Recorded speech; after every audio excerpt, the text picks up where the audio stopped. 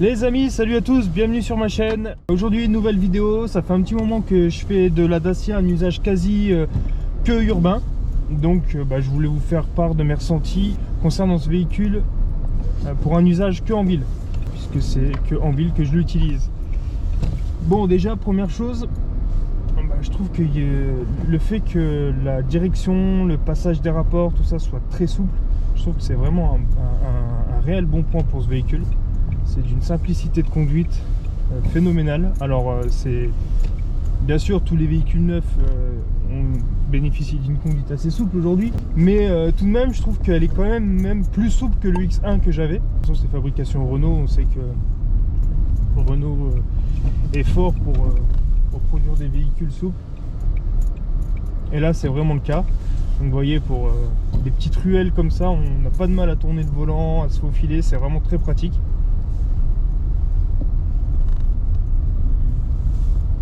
Ensuite, je trouve aussi que cette voiture, pour le prix, elle est franchement très bien optionnée. On bénéficie d'une caméra de recul et d'avertisseurs sonores de proximité. Alors ça, c'est vraiment génial en ville. Vous voyez, par exemple, des plots là, des bides quand on arrive sur les quais. C'est vraiment pratique, puisque pour se garer, justement, ça va nous avertir d'un obstacle, d'un éventuel obstacle. Enfin voilà, vous savez ce que c'est que les avertisseurs sonores de proximité. Je vais pas vous apprendre, mais elle en est pourvue, et franchement c'est vraiment un bon point en ville, c'est très utile. Et elle bénéficie également des détecteurs d'angle mort, donc ce fameux point orange qui va s'allumer dans les rétroviseurs quand justement il y a quelque chose dans notre angle mort. Encore une fois, très utile en ville. Parfois quand on a des scooters, des trottinettes électriques, des choses comme ça qui vont avoir tendance à nous doubler, et là on sait qu'on a quelque chose qui est en train de nous doubler. Et question sécurité, franchement c'est génial. Niveau option, franchement rien à dire, elle est vraiment très bien équipée. Franchement, ce qui va manquer, ça va être une climatisation bizone par exemple, mais ça relève plutôt du confort que de la sécurité. Et pour l'usage que j'en fais là maintenant, je fais des 5 km par jour maximum, et je m'en passe très facilement. Et par contre, je peux bénéficier d'options qui vont augmenter la sécurité du véhicule, et ça c'est vraiment top.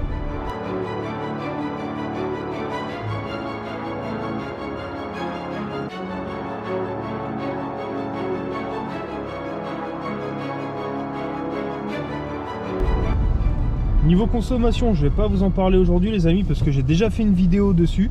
Là, ce qu'on peut dire en tout cas, c'est que pour un usage exclusivement urbain, je suis à 9,2 litres au 100.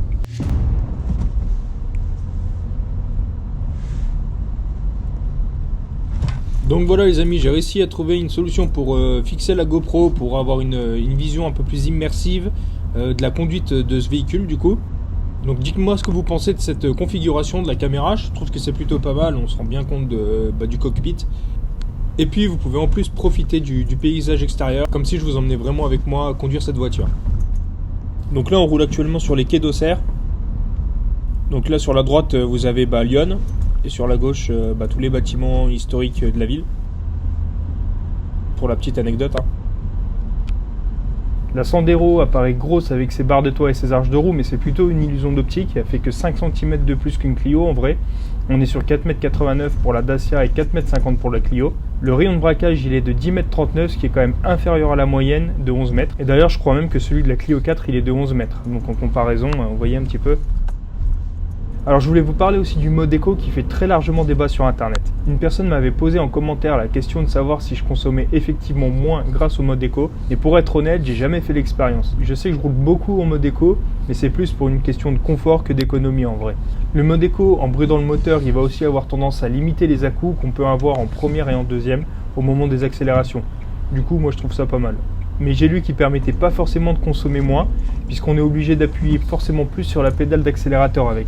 Beaucoup disent qu'il est là juste pour que le véhicule puisse passer certaines normes écologiques. Il y en a même qui disent qu'il aurait tendance à abîmer le moteur. Perso, je vois pas comment c'est possible, mais s'il y en a parmi vous qui s'y connaissent, n'hésitez pas à nous dire comment en commentaire.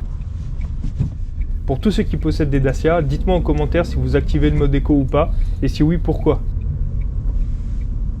Donc voilà les amis, je vous ai fait part un petit peu de cette voiture, de ce que j'en pensais avec son usage uniquement en ville. Donc dites-moi ce que vous en avez pensé, dites-moi ce que vous avez pensé de cette vidéo et ce que vous pensez également de cette voiture. Si vous en avez, donnez votre retour d'expérience, c'est super intéressant. En ce moment, comme je vous l'avais expliqué, j'ai moins le temps de faire des vidéos. Vous en êtes aperçu sûrement, ça fait 3 semaines que j'ai pas posté. C'est un peu compliqué au niveau du planning, mais bon, ça devrait s'arranger dans les jours qui viennent. Donc voilà, n'hésitez pas à me dire ce que vous avez pensé de la vidéo, mettez un like, commentez, partagez, et on se retrouve vite pour une prochaine. Allez, à plus.